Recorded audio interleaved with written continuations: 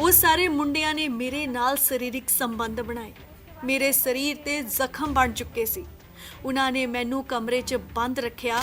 ਇੱਕ ਕੁੜੀ ਨੇ ਚੋਰੀ ਨਾਲ ਫੋਨ ਤੇ ਆਪਣੀ ਕਿਸੇ ਦੋਸਤ ਨੂੰ ਇਤਲਾਹ ਕੀਤੀ ਤੇ ਬਚਾਉਣ ਲਈ ਗਿਆ। ਉਹ ਪੰਜਾਬ ਦੀ ਰਹਿਣ ਵਾਲੀ ਸੀ। ਸ਼ਾਹਬੂਦੀਨ ਨੇ ਉਸ ਕੁੜੀ ਦੇ ਗੁਪਤ ਅੰਗ 'ਚ ਉਹ ਫੋਨ ਤੋੜ ਕੇ ਪਾ ਦਿੱਤਾ।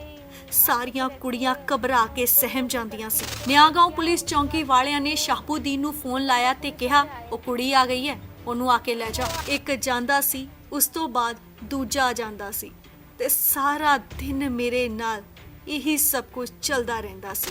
ਸਾਡੇ ਕਿਸੇ ਕੋਲ ਫੋਨ ਨਹੀਂ ਸੀ ਹੁੰਦਾ। ਸਾਨੂੰ ਸ਼ਾਹਬੂਦੀਨ ਨੇ ਬਸ ਇੱਕ ਪਰਚੀ ਤੇ ਆਪਣਾ ਨੰਬਰ ਲਿਖ ਕੇ ਦਿੱਤਾ ਸੀ। ਜੇ ਸਾਨੂੰ ਸ਼ਾਹਬੂਦੀਨ ਨਾਲ ਫੋਨ ਤੇ ਗੱਲ ਕਰਨੀ ਹੁੰਦੀ ਤਾਂ ਅਸੀਂ ਹੋਟਲ ਦੇ ਥੱਲੇ ਖੜੇ ਬੰਦਿਆਂ ਨੂੰ ਗੱਲ ਕਰਵਾਉਣ ਲਈ ਕਹਿੰਦੇ। ਮੇਰੇ ਕੋਲ ਆ ਕੇ ਮੈਨੂੰ ਕਹਿੰਦਾ, ਤੂੰ ਭੱਜ ਕੇ ਆਈ ਹੈ, ਜੇ ਤੂੰ ਮੇਰੇ ਨਾਲ ਵਾਪਸ ਨਹੀਂ ਚੱਲੀ। ਮੈਂ ਜਦੋਂ ਉਸ ਨੂੰ ਨਾ ਕਹੀ ਤਾਂ ਉਹ ਮੇਰੇ ਮੁੰਡੇ ਦੀ ਧੌਣ ਨੂੰ ਜ਼ੋਰ ਨਾਲ ਦੱਬਣ ਲੱਗ ਪਿਆ। ਫਿਰ ਉਹ ਮੇਰਾ ਮੁੰਡਾ ਪਿੰਡ ਚੋਂ ਚੁੱਕ ਕੇ ਲੈ ਗਿਆ।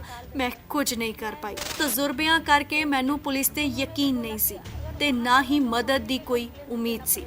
ਮੈਨੂੰ ਫੋਨ ਤੇ ਅਕਸਰ ਧਮਕੀਆਂ ਦਿੰਦਾ ਸੀ ਕਿ ਤੇਰਾ ਮੁੰਡਾ ਵੱਢ ਕੇ ਨਹਿਰ 'ਚ ਸੁੱਟ ਦਿਆਂਗੇ। ਕਿ ਜਿਸ ਵਕਤ ਇਹ ਉਸ ਦਲਾਲ ਦੇ ਹੱਥੋਂ ਨਿਕਲੀ ਜਾਂ ਉਹਦੇ ਚੰਗੁਲ ਚੋਂ ਆਪਣੇ ਆਪ ਨੂੰ ਕੱਢ ਕੇ ਪੁਲਿਸ ਵਾਲਿਆਂ ਕੋਲ ਗਈ ਤਾਂ ਪੁਲਿਸ ਵਾਲਿਆਂ ਨੇ ਦੁਬਾਰਾ ਉਸੇ ਦਲਾਲ ਦੇ ਕੋਲ ਇਸ ਨੂੰ ਭੇਜ ਦਿੱਤਾ ਜਾਂ ਉਸ ਦਲਾਲ ਨੂੰ ਫੋਨ ਕਰਕੇ ਕਿਹਾ ਕਿ ਆ ਗਈ ਹੈ, ਇਹਨੂੰ ਲੈ ਜਾ। ਰਾਤ ਦੇ ਹਨੇਰੇ 'ਚ ਉਹਨਾਂ ਕੁੜੀਆਂ ਨੂੰ ਗੱਡੀ 'ਚ ਭਰ ਕੇ ਨਾਲ ਲੈ ਜਾਂਦਾ, ਫਿਰ ਉਹਨਾਂ ਨੂੰ ਹੋਟਲਾਂ ਦੇ ਵਿੱਚ ਛੱਡ ਦਿੰਦਾ।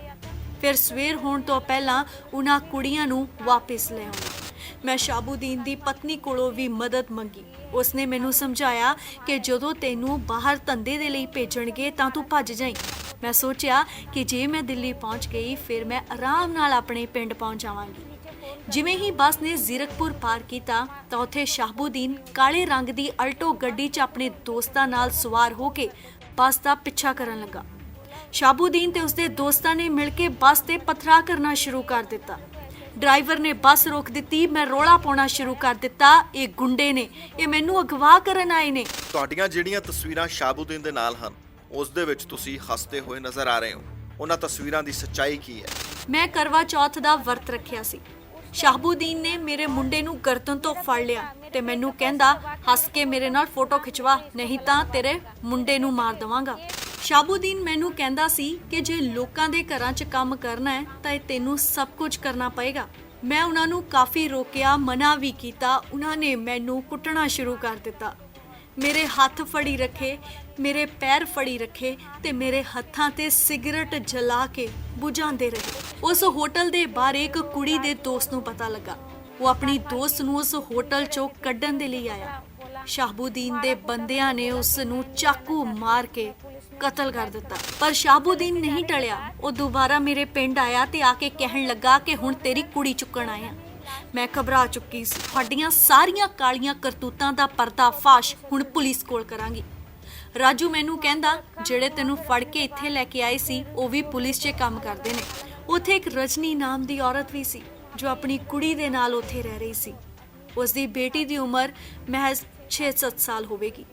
ਉਸਨੇ ਮੈਨੂੰ ਦੱਸਿਆ ਕਿ ਉਹ ਸ਼ਾਹਬੂਦੀਨ ਦੀ ਪਤਨੀ ਹੈ। ਮੈਂ ਉਸ ਦੀ ਪਤਨੀ ਨੂੰ ਸਾਰੀ ਗੱਲ ਦੱਸੀ ਤਾਂ ਉਹ ਮੈਨੂੰ ਕਹਿਣ ਲੱਗੀ ਕਿ ਹੁਣ ਤੂੰ ਫਸ ਗਈ ਹੈ। ਮੈਂ ਇੱਕ ਵਾਰੀ ਉੱਥੋਂ ਭੱਜਣ ਦੀ ਕੋਸ਼ਿਸ਼ ਵੀ ਕੀਤੀ ਤਾਂ ਮਕਾਨ ਦੀ ਮਾਲਕ ਥੱਲੇ ਰਹਿੰਦੀ ਸੀ, ਉਹਨੇ ਮੈਨੂੰ ਫੜ ਲਿਆ। ਫਿਰ ਉਹ ਮੈਨੂੰ ਉੱਪਰ ਲੈ ਆਈ। ਉੱਪਰ ਜਾ ਕੇ ਕਹਿੰਦੀ, ਇਹਨੂੰ ਸਾਂਭ, ਇਹ ਭੱਜਣ ਲੱਗੀ ਸੀ। ਸ਼ਾਹਬੂਦੀਨ ਆਇਆ, ਉਸਨੇ ਮੈਨੂੰ ਫਿਰ ਕੁੱਟਣਾ ਸ਼ੁਰੂ ਕਰ ਦਿੱਤਾ। ਫਿਰ ਦੁਬਾਰਾ ਸਾਰਿਆਂ ਨੇ ਇੱਕ ਇੱਕ ਕਰਕੇ ਮੇਰੇ ਨਾਲ ਸਰੀਰਕ ਸੰਬੰਧ ਬਣਾਏ। ਕਿ ਸ਼ਾਹਬੂਦੀਨ ਨੇ ਤੁਹਾਨੂੰ ਵੇਚ ਦਿੱਤਾ ਸੀ ਕਿ ਉਹ ਤੁਹਾਡੇ ਜਿਸਮ ਤੋਂ ਪੈਸੇ ਕਮਾ ਰਿਹਾ ਸੀ? ਮੈਂ ਆਪਣੇ ਪਤੀ ਦੇ ਲਈ ਕਰਵਾ ਚੌਥ ਦਾ ਵਰਤ ਵੀ ਰੱਖਿਆ। ਸ਼ਾਹਬੂਦੀਨ ਤਾਂ ਮੁਸਲਮਾਨ ਹੈ। ਮੈਂ ਸੋਚਿਆ ਕਿ ਵਰਤ ਦੇ ਬਹਾਨੇ ਮੈਂ ਮੰਦਰ ਜਾਵਾਂਗੀ ਤੇ ਮੰਦਰ 'ਚ ਕਿਸੇ ਕੋਲੋਂ ਮਦਦ ਮੰਗ ਲਵਾਂਗੀ। ਮੈਂ ਉਹਨੂੰ ਕਿਹਾ ਕਿ ਕਰਵਾ ਚੌਥ ਦੇ ਵਰਤ ਲਈ ਮੈਂ ਮੰਦਰ ਜਾਣਾ ਹੈ। ਸ਼ਾਹਬੂਦੀਨ ਨੇ ਮੌਕੇ ਤੇ ਹੀ ਨਾ ਕਹਿ ਦਿੱਤੀ ਤੇ ਨਾਲੇ ਮੈਨੂੰ ਤੇ ਬਾਕੀ ਕੁੜੀਆਂ ਨੂੰ ਕਹਿਣ ਲੱਗਿਆ, ਹੁਣ ਤੋਂ ਤੁਹਾਡੀਆਂ ਸਾਰੀਆਂ ਕੁੜੀਆਂ ਦਾ ਪਤੀ ਮੈਂ ਹੀ ਹਾਂ। ਕੁਝ ਕਹਾਣੀਆਂ ਦੱਸਣ ਤੋਂ ਪਹਿਲਾਂ ਆਪਣੇ ਦਿਲ ਤੇ ਆਪਣੇ ਦਿਮਾਗ ਨੂੰ ਯਕੀਨ ਦਿਵਾਉਣਾ ਪੈਂਦਾ ਕਿ ਇਹ ਜੋ ਕਹਾਣੀ ਹੈ ਇਹ ਸਮਾਜ ਦੇ ਵਿੱਚ ਬਿਲਕੁਲ ਵਾਪਰੀ ਹੈ। ਇਸ ਵਕਤ ਸਟੂਡੀਓ ਦੇ ਵਿੱਚ ਜਿਸ ਨੇ ਆਪਣੇ ਚਿਹਰੇ ਨੂੰ ਢੱਕਿਆ ਹੋਇਆ ਚੁੰਨੀ ਦੇ ਨਾਲ, ਇਹ ਉਸ ਮਹਿਲਾ ਦੀ ਕਹਾਣੀ ਹੈ ਜਿਸ ਨੂੰ ਧੱਕੇ ਦੇ ਨਾਲ ਦਲਾਲਾਂ ਨੇ ਵੇਚ ਦਿੱਤਾ। ਦੇ ਵਪਾਰ ਦੇ ਧੰਦੇ ਦੇ ਵਿੱਚ ਵੇਚ ਦਿੱਤਾ। ਪਹਿਲਾਂ ਬੰਗਾਲ ਤੋਂ ਉਸ ਕੁੜੀ ਦਾ ਯਕੀਨ ਜਿੱਤਿਆ ਕਿ ਚੱਲ ਤੈਨੂੰ ਪੰਜਾਬ ਲੈ ਕੇ ਚਲਦੇ ਆ, ਉੱਥੇ ਜਾ ਕੇ ਤੂੰ ਕੰਮ ਕਰੀਂ ਔਰ ਕੰਮ ਕਰੇਂਗੀ, ਪੈਸੇ ਕਮਾਏਂਗੀ, ਆਪਣਾ ਘਰ ਜੋ ਹੈ ਚੰਗੀ ਤਰ੍ਹਾਂ ਚਲਾ ਸਕਦੀ ਹੈ। ਇਹ ਉਸ ਮਹਿਲਾ ਦੀ ਕਹਾਣੀ ਹੈ। ਲੇਕਿਨ ਇਸ ਮਹਿਲਾ ਦਾ ਅੱਜ ਨਾਮ ਨਹੀਂ ਦੱਸਾਂਗਾ, ਚਿਹਰਾ ਢੱਕਿਆ ਹੋਇਆ, ਕਿਉਂਕਿ ਇਸ ਮਹਿਲਾ ਨੇ ਆਪਣੀ ਜ਼ਿੰਦਗੀ ਅੱਗੇ ਬਤਾਣੀ ਹੈ, ਕਿਉਂਕਿ 2 ਬੱਚੇ ਵੀ ਹੈਗੇ ਆ। ਕੱਲ ਨੂੰ ਜਦੋਂ ਇਹ ਚਿਹਰਾ ਲੋਕਾਂ ਸਾਹਮਣੇ ਆਏਗਾ ਤੇ ਬੱਚਿਆਂ ਦੇ ਕੋਲੋਂ ਸਵਾਲ ਕੀਤੇ ਜਾਣਗੇ ਕਿ ਤੁਹਾਡੀ ਮਾਂ ਕਿਸ ਤਰ੍ਹਾਂ ਦੀ ਹੈ। ਲੇਕਿਨ ਇਸ ਮਾਂ ਦਾ ਕਸੂਰ ਨਹੀਂ ਹੈ, ਕਿਉਂਕਿ ਪ੍ਰਸ਼ਾਸਨ ਆਪਣੀ ਜ਼ਿੰਮੇਵਾਰੀ ਨਹੀਂ ਸਮਝਦਾ ਪਿਆ।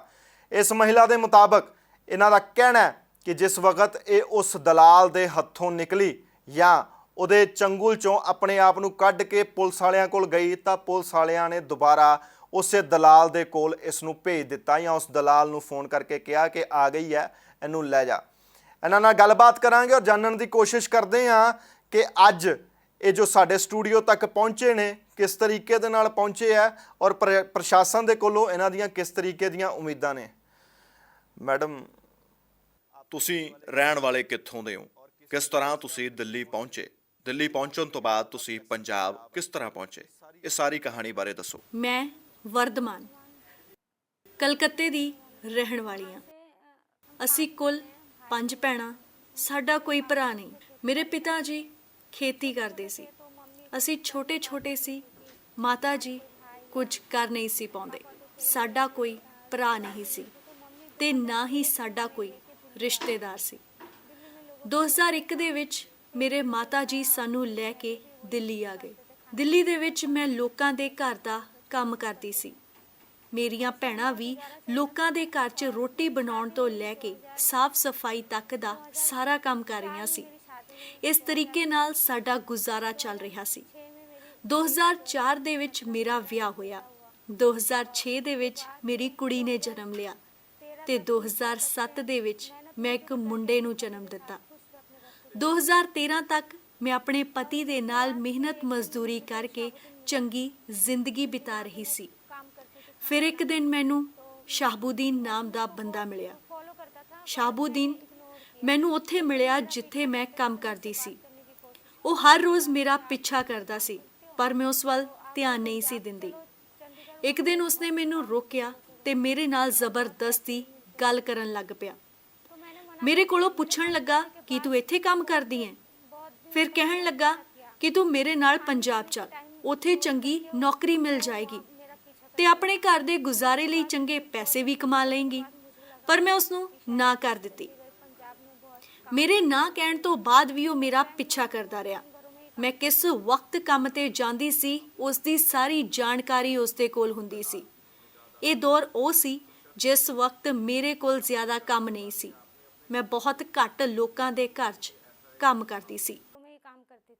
ਇਸ ਦੌਰਾਨ ਜਦੋਂ ਤੁਹਾਨੂੰ ਸ਼ਹਾਬੂਦੀਨ ਮਿਲਿਆ, ਜੋ ਇੱਕ ਦਲਾਲ ਸੀ, ਕਿ ਤੁਸੀਂ ਸ਼ਹਾਬੂਦੀਨ ਬਾਰੇ ਆਪਣੇ ਪਤੀ ਦੇ ਨਾਲ ਗੱਲਬਾਤ ਕੀਤੀ, ਕਿ ਤੁਸੀਂ ਆਪਣੇ ਪਤੀ ਨੂੰ ਦੱਸਿਆ ਕਿ ਸ਼ਹਾਬੂਦੀਨ ਨਾਮ ਦਾ ਬੰਦਾ ਤੁਹਾਨੂੰ ਪੰਜਾਬ ਦੇ ਵਿੱਚ ਕੰਮ ਦਿਵਾਉਣ ਬਾਰੇ ਵਾਰ-ਵਾਰ ਕਹਿ ਰਿਹਾ? ਹਾਂ, ਮੈਂ ਆਪਣੇ ਪਤੀ ਨਾਲ ਇਸ ਬਾਰੇ ਗੱਲ ਕੀਤੀ ਤਾਂ ਮੇਰੇ ਪਤੀ ਨੇ ਕਿਹਾ, ਹਾਂ ਠੀਕ ਹੈ, ਜੇ ਸ਼ਾਹਬੂਦੀਨ ਵਾਰ-ਵਾਰ ਤੈਨੂੰ ਕੰਮ ਲਈ ਕਹਿ ਰਿਹਾ ਤਾਂ ਤੂੰ ਚਲੀ ਜਾ। ਸ਼ਾਹਬੂਦੀਨ ਨੇ ਉਸ ਵਕਤ ਮੈਨੂੰ ਕਿਹਾ ਸੀ ਕਿ ਜੇ ਤੇਰਾ ਦਿਲ ਨਾ ਲੱਗੇ ਤਾਂ ਤੂੰ ਕੰਮ ਛੱਡ ਕੇ ਵਾਪਸ ਆ ਜਾਵੇਂ। ਇਹ ਗੱਲ ਮੈਂ ਆਪਣੇ ਪਤੀ ਨੂੰ ਦੱਸੀ ਤਾਂ ਮੇਰੇ ਪਤੀ ਨੇ ਕਿਹਾ, ਕੋਈ ਨਾ, ਤੂੰ ਚਲੀ ਜਾ, ਫਿਰ ਉਸ ਤੋਂ ਬਾਅਦ ਮੈਂ ਵੀ ਉੱਥੇ ਕੰਮ ਦੇ ਲਈ ਆ ਜਾਵਾਂਗਾ। ਜਾਣ ਤੋਂ ਪਹਿਲਾਂ ਮੈਂ ਸ਼ਾਹਬੂਦੀਨ ਦਾ ਨੰਬਰ ਆਪਣੇ ਪਤੀ ਨੂੰ ਦਿੱਤਾ, ਪਰ ਜਦੋਂ ਮੇਰੇ ਪਤੀ ਨੇ ਸ਼ਾਹਬੂਦੀਨ ਨੂੰ ਫੋਨ ਕਰਨਾ ਸ਼ੁਰੂ ਕੀਤਾ ਤਾਂ ਉਸਨੇ ਮੇਰੇ ਪਤੀ ਦੇ ਨਾਲ ਬਦਤਮੀਜ਼ੀ ਕੀਤੀ। ਮੇਰੇ ਪਤੀ ਦੇ ਦਿਮਾਗ ਦੇ ਵਿੱਚ ਸ਼ਾਹਬੂਦੀਨ ਨੇ ਗਲਤਫਹਿਮੀ ਪੈਦਾ ਕੀਤੀ ਤੇ ਕਿਹਾ ਕਿ ਹੁਣ ਤੇਰੀ ਪਤਨੀ ਮੇਰੇ ਨਾਲ ਰਹਿੰਦੀ ਹੈ। ਜਦੋਂ ਤੁਸੀਂ 2013 ਤੋਂ ਬਾਅਦ ਸ਼ਹਾਬੂਦੀਨ ਦੇ ਨਾਲ ਪੰਜਾਬ ਪਹੁੰਚਦੇ ਹੋ ਤਾਂ ਕੀ ਤੁਹਾਡੇ ਨਾਲ ਸ਼ਹਾਬੂਦੀਨ ਪਹਿਲੇ ਦਿਨ ਤੋਂ ਹੀ ਮਾਰਕੁੱਟ ਸ਼ੁਰੂ ਕਰ ਦਿੰਦਾ ਹੈ ਜਾਂ ਕੁਝ ਦਿਨ ਬਾਅਦ ਉਸਨੇ ਤੁਹਾਡੇ ਤੇ ਤਸ਼ੱਦਦ ਸ਼ੁਰੂ ਕੀਤੀ? ਜਦੋਂ ਸ਼ਾਹਬੂਦੀਨ ਮੈਨੂੰ ਲੈ ਕੇ ਆਇਆ ਤਾਂ ਪਹਿਲੇ ਦਿਨ ਸਭ ਠੀਕ ਸੀ। ਅਗਲੇ ਦਿਨ ਸ਼ਾਹਬੂਦੀਨ ਨੇ ਮੇਰੇ ਕੋਲੋਂ ਮੇਰਾ ਪਹਿਚਾਣ ਪੱਤਰ ਲੈ ਲਿਆ। ਪਹਿਚਾਣ ਪੱਤਰ ਲੈਣ ਤੋਂ ਪਹਿਲਾਂ ਸ਼ਾਹਬੂਦੀਨ ਨੇ ਮੈਨੂੰ ਕਿਹਾ ਸੀ ਕਿ ਪੰਜਾਬ ਦੇ ਵਿੱਚ ਇੱਕ ਸਮਾਜ ਸੇਵੀ ਸੰਸਥਾ ਹੈ ਜੋ ਕੁੜੀਆਂ ਨੂੰ ਲੋਕਾਂ ਦੇ ਘਰਾਂ ਦੇ ਵਿੱਚ ਨੌਕਰੀ ਦਿਵਾਉਂਦੀ ਹੈ ਤੇ ਇਸ ਲਈ ਪਹਿਚਾਣ ਪੱਤਰ ਦੀ ਲੋੜ ਉਸ ਸਮਾਜ ਸੇਵੀ ਸੰਸਥਾ ਲਈ ਹੈ। ਮੈਂ ਉਸ ਨੂੰ ਆਪਣਾ ਪਹਿਚਾਣ ਪੱਤਰ ਦੇ ਦਿੱਤਾ। ਜਿਵੇਂ ਮੈਂ ਉਸ ਨੂੰ ਆਪਣਾ ਪਹਿਚਾਣ ਪੱਤਰ ਦਿੱਤਾ ਤਾਂ ਉਸ ਦਾ ਮੇਰੇ ਨਾਲ ਗੱਲ ਕਰਨ ਦਾ ਢੰਗ ਹੀ ਬਦਲ ਗਿਆ। ਉਸ ਤੋਂ ਬਾਅਦ ਉਸਨੇ ਆਪਣੇ ਦੋਸਤਾਂ ਨੂੰ ਫੋਨ ਕਰਕੇ ਬੁਲਾ ਲਿਆ। ਉਸਦੇ ਦੋਸਤ ਜਿਵੇਂ ਹੀ ਪਹੁੰਚੇ ਤਾਂ ਉਹਨਾਂ ਨੇ ਆਉਂਦਿਆਂ ਹੀ ਮੇਰੇ ਨਾਲ ਜ਼ਬਰਦਸਤੀ ਕਰਨੀ ਸ਼ੁਰੂ ਕਰ ਦਿੱਤੀ। ਮੈਂ ਉਹਨਾਂ ਨੂੰ ਰੋਕਦੀ ਰਹੀ। ਜਿਹੜੇ ਮੁੰਡਿਆਂ ਨੂੰ ਸ਼ਹਾਬੂਦੀਨ ਨੇ ਫੋਨ ਕਰਕੇ ਬੁਲਾਇਆ, ਉਹਨਾਂ ਨੇ ਤੁਹਾਡੇ ਨਾਲ ਜ਼ਬਰਦਸਤੀ ਕੀਤੀ। ਮੈਂ ਪੁਲਿਸ ਨੂੰ ਜਦੋਂ ਇਹ ਸਾਰੀ ਗੱਲ ਬਿਆਨ ਕੀਤੀ ਤਾਂ ਪੁਲਿਸ ਮੈਨੂੰ ਕਹਿੰਦੀ, ਜਦੋਂ ਉਸਦੇ ਦੋਸਤ ਤੇਰੇ ਨਾਲ ਜ਼ਬਰਦਸਤੀ ਕਰ ਰਹੇ ਸੀ ਤਾਂ ਤੂੰ ਉਸ ਵਕਤ ਰੌਲਾ ਕਿਉਂ ਨਹੀਂ ਪਾਇਆ? ਤੂੰ ਭੱਜ ਵੀ ਤਾਂ ਸਕਦੀ ਸੀ। ਉਹਨਾਂ ਸਾਰੇ ਮੁੰਡਿਆਂ ਨੇ ਮਿਲ ਕੇ ਤੁਹਾਡੇ ਨਾਲ ਸਾਮੂਹਿਕ ਬਲਾਤਕਾਰ ਕੀਤਾ। ਸ਼ਾਹਬੂਦੀਨ ਮੈਨੂੰ ਕਹਿੰਦਾ ਸੀ ਕਿ ਜੇ ਲੋਕਾਂ ਦੇ ਘਰਾਂ 'ਚ ਕੰਮ ਕਰਨਾ ਹੈ ਤਾਂ ਇਹ ਤੈਨੂੰ ਸਭ ਕੁਝ ਕਰਨਾ ਪਏਗਾ। ਮੈਂ ਉਹਨਾਂ ਨੂੰ ਕਾਫੀ ਰੋਕਿਆ, ਮਨਾ ਵੀ ਕੀਤਾ। ਉਹਨਾਂ ਨੇ ਮੈਨੂੰ ਕੁੱਟਣਾ ਸ਼ੁਰੂ ਕਰ ਦਿੱਤਾ। ਮੇਰੇ ਹੱਥ ਫੜੀ ਰੱਖੇ, ਮੇਰੇ ਪੈਰ ਫੜੀ ਰੱਖੇ ਤੇ ਮੇਰੇ ਹੱਥਾਂ ਤੇ ਸਿਗਰਟ ਜਲਾ ਕੇ ਬੁਝਾਉਂਦੇ ਰਹੇ। ਤੁਹਾਡੇ ਹੱਥਾਂ ਤੇ ਉਹਨਾਂ ਨੇ ਸਿਗਰਟ ਤੱਕ ਬੁਝਾਈ? ਹਾਂਜੀ, ਉਹ ਮੁੰਡੇ ਤੇ ਉਹਨਾਂ ਦੇ ਨਾਲ ਸ਼ਾਹਬੂਦੀਨ ਸਾਰੇ ਮੇਰੇ ਹੱਥਾਂ ਤੇ ਸਿਗਰਟ ਬੁਝਾਉਂਦੇ ਰਹੇ। ਸ਼ਾਹਬੂਦੀਨ ਕੋਲ ਬਹੁਤ ਮੁੰਡੇ ਕੰਮ ਕਰਦੇ ਨੇ, ਰਾਜੂਦੀਨ, ਓਮਬੀਰਾ, ਗੋਪਲਾ, ਦੁਲਾਰਾ। ਉਹ ਸਾਰੇ ਮੁੰਡਿਆਂ ਨੇ ਮੇਰੇ ਨਾਲ ਸਰੀਰਕ ਸੰਬੰਧ ਬਣਾਏ। ਮੇਰੇ ਸਰੀਰ ਤੇ ਜ਼ਖਮ ਬਣ ਚੁੱਕੇ ਸੀ। ਉਹਨਾਂ ਨੇ ਮੈਨੂੰ ਕਮਰੇ 'ਚ ਬੰਦ ਰੱਖਿਆ ਤੇ ਉਸ ਤੋਂ ਬਾਅਦ ਉਹ ਮੈਨੂੰ ਨਿਆਗਾਉਂ ਲੈ ਗਏ। ਹਾਂਜੀ, ਇੱਕ ਜਾਂਦਾ ਸੀ, ਉਸ ਤੋਂ ਬਾਅਦ ਦੂਜਾ ਆ ਜਾਂਦਾ ਸੀ ਤੇ ਸਾਰਾ ਦਿਨ ਮੇਰੇ ਨਾਲ ਇਹੀ ਸਭ ਕੁਝ ਚੱਲਦਾ ਰਹਿੰਦਾ ਸੀ। ਕਿ ਸ਼ਹਾਬੂਦੀਨ ਨੇ ਤੁਹਾਨੂੰ ਵੇਚ ਦਿੱਤਾ ਸੀ ਕਿ ਉਹ ਤੁਹਾਡੇ ਜਿਸਮ ਤੋਂ ਪੈਸੇ ਕਮਾ ਰਿਹਾ ਸੀ? ਮੈਨੂੰ ਨਹੀਂ ਸੀ ਪਤਾ ਕਿ ਕੁੜੀਆਂ ਨੂੰ ਵੇਚ ਦਿੱਤਾ ਜਾਂਦਾ ਹੈ। ਉਹ ਮੈਨੂੰ ਕਹਿੰਦਾ ਸੀ ਕਿ ਜੇ ਕੰਮ ਚਾਹੀਦਾ ਹੈ ਤਾਂ ਤੈਨੂੰ ਇਹ ਸਭ ਕੁਝ ਕਰਨਾ ਪਏਗਾ। ਉਹ ਜਦੋਂ ਮੈਨੂੰ ਨਿਆਗਾਉਂ ਲੈ ਕੇ ਆਇਆ ਤਾਂ ਉੱਥੇ ਜਾ ਕੇ ਮੈਨੂੰ ਪਤਾ ਚੱਲਿਆ, ਕਿਉਂਕਿ ਉੱਥੇ ਉਸਨੇ ਹੋਰ ਵੀ ਕਈ ਕੁੜੀਆਂ ਨੂੰ ਕੈਦ ਕੀਤਾ ਹੋਇਆ ਸੀ। ਉਹ ਕੁੜੀਆਂ ਵੱਖ-ਵੱਖ ਸੂਬਿਆਂ ਦੀਆਂ ਸੀ। ਉੱਥੇ ਇੱਕ ਰਜਨੀ ਨਾਮ ਦੀ ਔਰਤ ਵੀ ਸੀ ਜੋ ਆਪਣੀ ਕੁੜੀ ਦੇ ਨਾਲ ਉੱਥੇ ਰਹਿ ਰਹੀ ਸੀ। ਉਸਦੀ ਬੇਟੀ ਦੀ ਉਮਰ ਮਹਿਜ਼ 6-7 ਸਾਲ ਹੋਵੇਗੀ। ਉਸਨੇ ਮੈਨੂੰ ਦੱਸਿਆ ਕਿ ਉਹ ਸ਼ਾਹਬੂਦੀਨ ਦੀ ਪਤਨੀ ਹੈ। ਮੈਂ ਉਸਦੀ ਪਤਨੀ ਨੂੰ ਸਾਰੀ ਗੱਲ ਦੱਸੀ ਤਾਂ ਉਹ ਮੈਨੂੰ ਕਹਿਣ ਲੱਗੀ ਕਿ ਹੁਣ ਤੂੰ ਫਸ ਗਈ ਹੈ, ਤੂੰ ਇੱਥੋਂ ਨਿਕਲ ਨਹੀਂ ਸਕਦੀ। ਆਪ ਬਾਕੀ ਦੀਆਂ ਕੁੜੀਆਂ ਵੱਲ ਤਾਂ ਵੇਖ, ਇਹ ਸਾਰੀਆਂ ਵੀ ਫਸ ਚੁੱਕੀਆਂ ਨੇ, ਕਿਉਂਕਿ ਸ਼ਾਹਬੂਦੀਨ ਕਿਸੇ ਨੂੰ ਵੀ ਨਿਕਲਣ ਨਹੀਂ ਸੀ ਦਿੰਦਾ। ਰਾਤ ਦੇ ਹਨੇਰੇ 'ਚ ਉਹਨਾਂ ਕੁੜੀਆਂ ਨੂੰ ਗੱਡੀ 'ਚ ਭਰ ਕੇ ਨਾਲ ਲੈ ਜਾਂਦਾ, ਫਿਰ ਉਹਨਾਂ ਨੂੰ ਹੋਟਲਾਂ ਦੇ ਵਿੱਚ ਛੱਡ ਦਿੰਦਾ। ਫਿਰ ਸਵੇਰ ਹੋਣ ਤੋਂ ਪਹਿਲਾਂ ਉਹਨਾਂ ਕੁੜੀਆਂ ਨੂੰ ਵਾਪਸ ਲੈ ਆਉਂਦਾ। ਹੋਟਲਾਂ ਦੇ ਥੱਲੇ ਕੰਮ ਕਰਨ ਵਾਲੇ ਸਾਰੇ ਮੁੰਡੇ ਸ਼ਾਹਬੂਦੀਨ ਨੂੰ ਜਾਣਦੇ ਸੀ। ਮੈਂ ਬਹੁਤ ਵਾਰ ਕੋਸ਼ਿਸ਼ ਕੀਤੀ, ਪਰ ਮੈਨੂੰ ਐਸਾ ਮੌਕਾ ਨਸੀਬ ਹੀ ਨਹੀਂ ਹੋਇਆ ਕਿ ਜਿੱਥੇ ਮੈਂ ਭੱਜ ਜਾਂਦੀ। ਆਖਰ ਮੈਂ ਉੱਥੇ ਹੀ ਰਹਿਣ ਲੱਗ ਪਈ। ਉੱਥੇ ਹੋਰ ਜਿਹੜੀਆਂ ਕੁੜੀਆਂ ਸਨ, ਕੀ ਉਹਨਾਂ ਨਾਲ ਕਦੀ ਗੱਲ ਹੋਈ ਤੁਹਾਡੀ? ਉਹ ਵੀ ਰੋਂਦੀਆਂ ਸੀ। ਮੈਂ ਇੱਕ ਵਾਰੀ ਉੱਥੋਂ ਭੱਜਣ ਦੀ ਕੋਸ਼ਿਸ਼ ਵੀ ਕੀਤੀ ਤਾਂ ਮਕਾਨ ਦੀ ਮਾਲਕ ਥੱਲੇ ਰਹਿੰਦੀ ਸੀ, ਉਹਨੇ ਮੈਨੂੰ ਫੜ ਲਿਆ। ਫਿਰ ਉਹ ਮੈਨੂੰ ਉੱਪਰ ਲੈ ਆਈ। ਉੱਪਰ ਜਾ ਕੇ ਕਹਿੰਦੀ, ਇਹਨੂੰ ਸਾਂਭ, ਇਹ ਭੱਜਣ ਲੱਗੀ ਸੀ। ਸ਼ਾਹਬੂਦੀਨ ਆਇਆ, ਉਸਨੇ ਮੈਨੂੰ ਫਿਰ ਕੁੱਟਣਾ ਸ਼ੁਰੂ ਕਰ ਦਿੱਤਾ। ਫਿਰ ਦੁਬਾਰਾ ਸਾਰਿਆਂ ਨੇ ਇੱਕ-ਇੱਕ ਕਰਕੇ ਮੇਰੇ ਨਾਲ ਸਰੀਰਕ ਸੰਬੰਧ ਬਣਾਏ।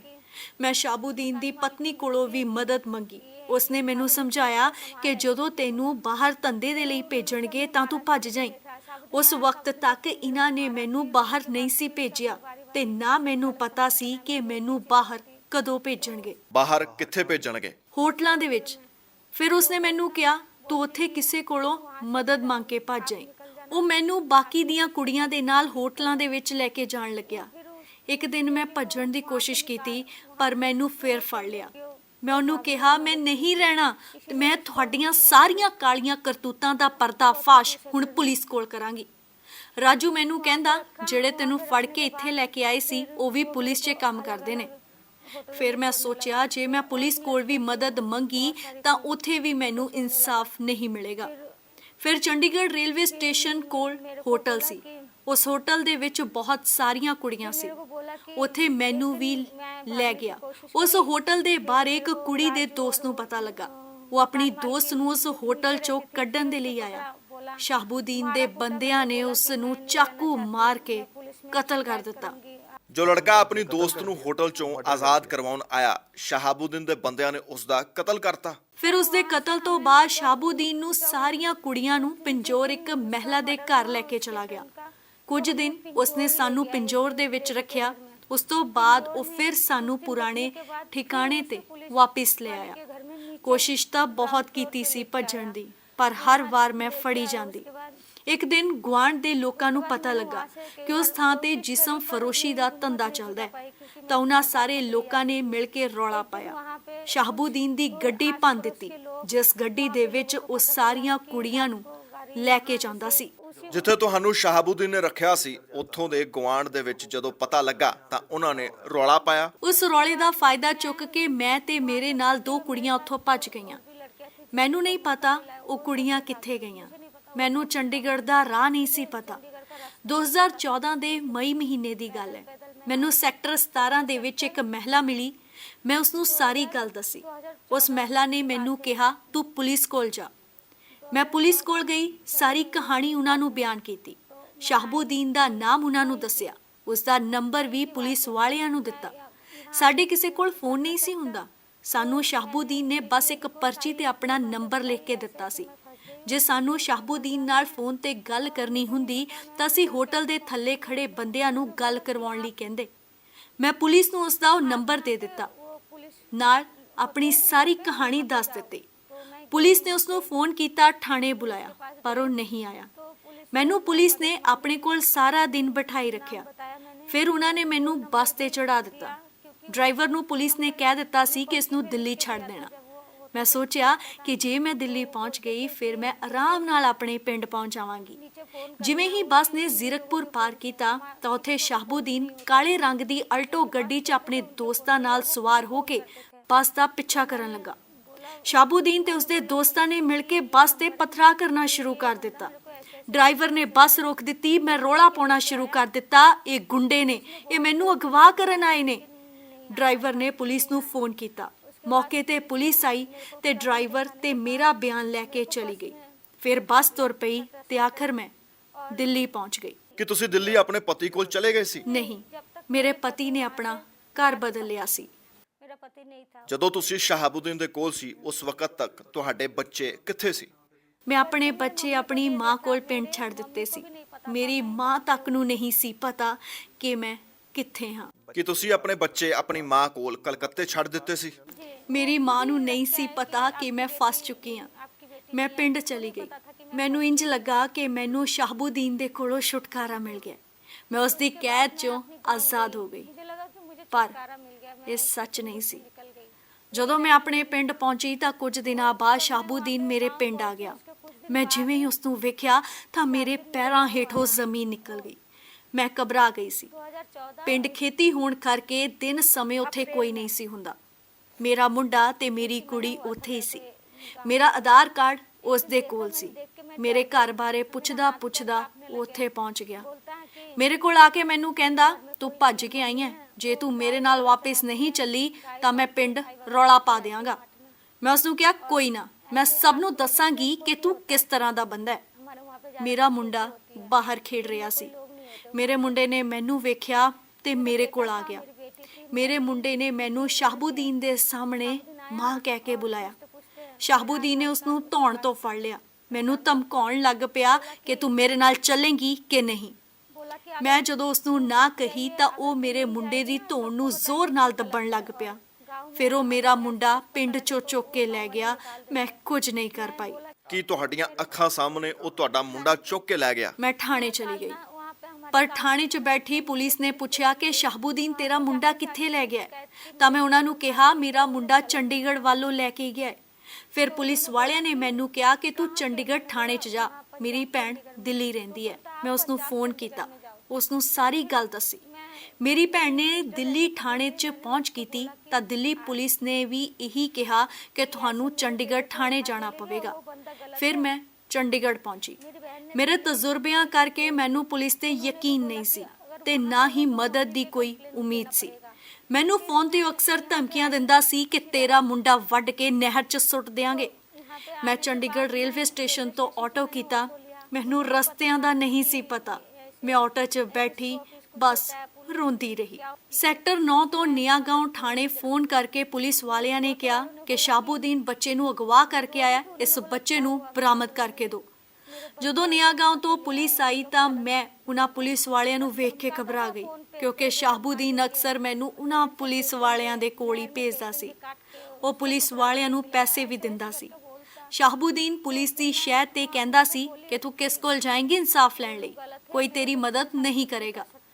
ਫਿਰ ਨਿਆਗਾਉਂ ਪੁਲਿਸ ਨੇ ਸ਼ਾਹਬੂਦੀਨ ਦੇ ਕੋਲੋਂ ਮੇਰਾ ਬੱਚਾ ਆਜ਼ਾਦ ਕਰਵਾ ਕੇ ਮੈਨੂੰ ਵਾਪਸ ਦਿੱਤਾ। ਮੈਨੂੰ ਨਹੀਂ ਸੀ ਪਤਾ ਕਿ ਹੁਣ ਮੈਂ ਕੀ ਕਰਨਾ ਹੈ। ਮੇਰੇ ਲਈ ਇੰਨਾ ਹੀ ਬਹੁਤ ਸੀ ਕਿ ਮੇਰਾ ਬੱਚਾ ਮੈਨੂੰ ਮਿਲ ਗਿਆ। ਮੈਂ ਬਸ ਹੁਣ ਦੁਬਾਰਾ ਕਦੇ ਚੰਡੀਗੜ੍ਹ ਦਾ ਮੂੰਹ ਨਹੀਂ ਸੀ ਵੇਖਣਾ ਚਾਹੁੰਦੀ। ਪੁਲਿਸ ਵਾਲਿਆਂ ਨੇ ਮੈਨੂੰ ਪੁੱਛਿਆ ਕਿ ਤੂੰ ਸ਼ਾਹਬੂਦੀਨ ਤੇ ਪਰਚਾ ਦਰਜ ਕਰਵਾਉਣਾ ਚਾਹੁੰਦੀ ਹੈ? ਮੈਂ ਕਿਹਾ ਹਾਂ, ਮੈਂ ਕਰਵਾਉਣਾ ਚਾਹੁੰਦੀ ਹਾਂ। ਫਿਰ ਉਹਨਾਂ ਮੈਨੂੰ ਕਿਹਾ ਜੇ ਤੂੰ ਪਰਚਾ ਦਰਜ ਕਰਵਾਏਂਗੀ ਤਾਂ ਤੈਨੂੰ ਵਾਰ-ਵਾਰ ਚੰਡੀਗੜ੍ਹ ਆਉਣਾ ਪਏਗਾ। ਫਿਰ ਮੈਂ ਸੋਚਿਆ ਕਿ ਮੈਂ ਹਰ ਵਾਰ ਕਿਵੇਂ ਆਵਾਂਗੀ। ਪੁਲਿਸ ਵਾਲਿਆਂ ਨੇ ਕਿਹਾ ਨਹੀਂ, ਤੈਨੂੰ ਚੰਡੀਗੜ੍ਹ ਤਾਂ ਆਉਣਾ ਪਏਗਾ, ਤਾਂ ਹੀ ਕੇਸ ਬਣੇਗਾ। ਫਿਰ ਉਹਨਾਂ ਨੇ ਮੇਰੇ ਤੋਂ ਕਾਗਜ਼ ਤੇ ਲਿਖਵਾਇਆ ਕਿ ਹਾਂ, ਮੈਨੂੰ ਮੇਰਾ ਬੱਚਾ ਮਿਲ ਗਿਆ ਹੈ ਤੇ ਹੁਣ ਮੈਂ ਕੋਈ ਕਾਰਵਾਈ ਨਹੀਂ ਚਾਹੁੰਦੀ। ਫਿਰ ਪੁਲਿਸ ਵਾਲਿਆਂ ਨੇ ਮੈਨੂੰ ਸਟੇਸ਼ਨ ਤੇ ਛੱਡ ਦਿੱਤਾ ਤੇ ਅਸੀਂ ਵਾਪਸ ਚਲੇ ਗਏ। ਫਿਰ ਤੁਸੀਂ ਬੱਚਾ ਲੈ ਕੇ ਚਲੇ ਗਏ? ਹਾਂਜੀ, ਪਰ ਸ਼ਾਹਬੂਦੀਨ ਨਹੀਂ ਟਲਿਆ। ਉਹ ਦੁਬਾਰਾ ਮੇਰੇ ਪਿੰਡ ਆਇਆ ਤੇ ਆ ਕੇ ਕਹਿਣ ਲੱਗਾ ਕਿ ਹੁਣ ਤੇਰੀ ਕੁੜੀ ਚੁੱਕਣ ਆਇਆ। ਮੈਂ ਘਬਰਾ ਚੁੱਕੀ ਸੀ ਕਿਉਂਕਿ ਜਦੋਂ ਮੇਰਾ ਮੁੰਡਾ ਚੁੱਕ ਕੇ ਲੈ ਗਿਆ ਸੀ ਤਾਂ ਉਸ ਵਕਤ ਉਸ ਨਾਲ ਉਹ ਬਿਲਕੁਲ ਵੀ ਮੇਰੀ ਗੱਲ ਨਹੀਂ ਸੀ ਕਰਵਾਉਂਦਾ। ਮੇਰੇ ਦਿਮਾਗ 'ਚ ਚੱਲ ਰਿਹਾ ਸੀ ਕਿ ਜੇ ਮੇਰੀ ਕੁੜੀ ਲੈ ਗਿਆ ਤਾਂ ਪਤਾ ਨਹੀਂ ਮੇਰੀ ਕੁੜੀ ਨਾਲ ਕੀ ਕੁਝ ਕਰੇਗਾ। ਮਤਲਬ ਤੁਸੀਂ ਆਪਣੀ ਬੇਟੀ ਨੂੰ ਬਚਾਉਣ ਖਾਤਰ ਖੁਦ ਦੀ ਕੁਰਬਾਨੀ ਲਗਾ ਦਿੱਤੀ। ਜਦੋਂ ਮੈਂ ਇੱਥੇ ਆਈ ਤਾਂ ਉਹ ਵਾਪਸ ਮੈਨੂੰ ਹੋਟਲਾਂ 'ਚ ਭੇਜਣ ਲੱਗ ਪਿਆ। ਉੱਥੇ ਨੇੜੇ ਇੱਕ ਪੰਜਾਬ ਨੈਸ਼ਨਲ ਬੈਂਕ ਹੈ। ਮੇਰੇ ਨਾਲ ਸ਼ਾਹਬੂਦੀਨ ਦਾ ਬੰਦਾ ਰਾਜੂ ਸੀ। ਮੈਂ ਸੋਚਿਆ ਕਿ ਬੈਂਕ ਦੇ ਕੋਲ ਬਹੁਤ ਸਾਰੇ ਲੋਕ ਨੇ, ਜੇ ਮੈਂ ਇੱਥੇ ਰੌਲਾ ਪਾਵਾਂਗੀ ਤਾਂ ਕੋਈ ਨਾ ਕੋਈ ਤਾਂ ਮੈਨੂੰ ਬਚਾਉਣ ਆਵੇਗਾ। ਮੈਂ ਬਚਾਓ ਬਚਾਓ ਕਹਿ ਕੇ ਰੌਲਾ ਪਾਉਣ ਲੱਗ ਪਈ। ਲੋਕਾਂ ਨੇ ਰੌਲਾ ਸੁਣ ਕੇ ਪੁਲਿਸ ਨੂੰ ਫੋਨ ਕੀਤਾ। ਮੌਕੇ ਤੇ ਪੁਲਿਸ ਆ ਗਈ। ਫਿਰ ਇਹ ਮੈਨੂੰ ਥਾਣੇ ਲੈ ਆਏ। ਮੇਰੇ ਕੋਲੋਂ ਪੁਲਿਸ ਨੇ ਸਭ ਕੁਝ ਪੁੱਛਿਆ। ਮੈਂ ਉਹਨਾਂ ਨੂੰ ਜਦੋਂ ਦੱਸਿਆ ਕਿ ਮੇਰੇ ਨਾਲ ਸਭ ਕੁਝ ਨਿਆਗਾਉਂ 'ਚ ਵਾਪਰਿਆ ਹੈ ਤਾਂ ਉਹ ਕਹਿਣ ਲੱਗੇ ਕਿ ਫਿਰ ਤੁਹਾਨੂੰ ਨਿਆਗਾਉਂ ਥਾਣੇ ਜਾਣਾ ਪਏਗਾ। ਮੈਂ ਉਹਨਾਂ ਨੂੰ ਬਹੁਤ ਕਿਹਾ ਕਿ ਤੁਸੀਂ ਮੈਨੂੰ ਨਿਆਗਾਉਂ ਨਾ ਭੇਜੋ, ਪਰ ਪੁਲਿਸ ਵਾਲੇ ਕਹਿੰਦੇ ਕਿ ਤੈਨੂੰ ਉੱਥੇ ਹੀ ਜਾਣਾ ਪਏਗਾ। ਪੁਲਿਸ ਵਾਲੇ ਮੈਨੂੰ ਜਿਪਸੀ 'ਚ ਬਿਠਾ ਕੇ ਨਿਆਗਾਉਂ ਲੈ ਗਏ। ਨਿਆਗਾਉਂ ਪੁਲਿਸ ਚੌਂਕੀ ਵਾਲਿਆਂ ਨੇ ਸ਼ਾਹਬੂਦੀਨ ਨੂੰ ਫੋਨ ਲਾਇਆ ਤੇ ਕਿਹਾ ਉਹ ਕੁੜੀ ਆ ਗਈ ਹੈ, ਉਹਨੂੰ ਆ ਕੇ ਲੈ ਜਾ। ਸ਼ਾਹਬੂਦੀਨ ਆਇਆ ਤੇ ਮੈਨੂੰ ਲੈ ਗਿਆ। ਮੈਨੂੰ ਉਸ ਦਿਨ ਸ਼ਾਹਬੂਦੀਨ ਨੇ ਬਹੁਤ ਜ਼ਿਆਦਾ ਕੁੱਟਿਆ। ਫਿਰ ਉਹਨੇ ਮੈਨੂੰ ਬਹੁਤ ਦਿਨਾਂ ਤੱਕ ਬਾਹਰ ਨਹੀਂ ਨਿਕਲਣ ਦਿੱਤਾ। ਫਿਰ ਇੱਕ ਦਿਨ ਮੈਂ ਭੱਜਣ ਦੀ ਕੋਸ਼ਿਸ਼ ਕੀਤੀ। ਮੈਂ ਦੁਬਾਰਾ ਥਾਣੇ ਸ਼ਾਹਬੂਦੀਨ ਬਾਰੇ ਪਰਚਾ ਦਰਜ ਕਰਵਾਉਣ ਗਈ। ਸ਼ਾਹਬੂਦੀਨ ਨੇ ਪੁਲਿਸ ਨੂੰ ਗੁੰਮਰਾਹ ਕੀਤਾ ਤੇ ਕਿਹਾ ਨਹੀਂ, ਇਹ ਮੇਰੇ ਨਾਲ ਬਹੁਤ ਚੰਗੀ ਤਰ੍ਹਾਂ ਰਹਿ ਰਹੀ ਹੈ। ਮੈਂ ਆਪਣੇ ਪਤੀ ਦੇ ਲਈ ਕਰਵਾ ਚੌਥ ਦਾ ਵਰਤ ਵੀ ਰੱਖਿਆ। ਸ਼ਾਹਬੂਦੀਨ ਤਾਂ ਮੁਸਲਮਾਨ ਹੈ। ਮੈਂ ਸੋਚਿਆ ਕਿ ਵਰਤ ਦੇ ਬਹਾਨੇ ਮੈਂ ਮੰਦਰ ਜਾਵਾਂਗੀ ਤੇ ਮੰਦਰ 'ਚ ਕਿਸੇ ਕੋਲੋਂ ਮਦਦ ਮੰਗ ਲਵਾਂਗੀ। ਮੈਂ ਉਹਨੂੰ ਕਿਹਾ ਕਿ ਕਰਵਾ ਚੌਥ ਦੇ ਵਰਤ ਲਈ ਮੈਂ ਮੰਦਰ ਜਾਣਾ ਹੈ। ਸ਼ਾਹਬੂਦੀਨ ਨੇ ਮੌਕੇ ਤੇ ਹੀ ਨਾ ਕਹਿ ਦਿੱਤੀ ਤੇ ਨਾਲੇ ਮੈਨੂੰ ਤੇ ਬਾਕੀ ਕੁੜੀਆਂ ਨੂੰ ਕਹਿਣ ਲੱਗਿਆ ਹੁਣ ਤੋਂ ਤੁਹਾਡੀਆਂ ਸਾਰੀਆਂ ਕੁੜੀਆਂ ਦਾ ਪਤੀ ਮੈਂ ਹੀ ਹਾਂ।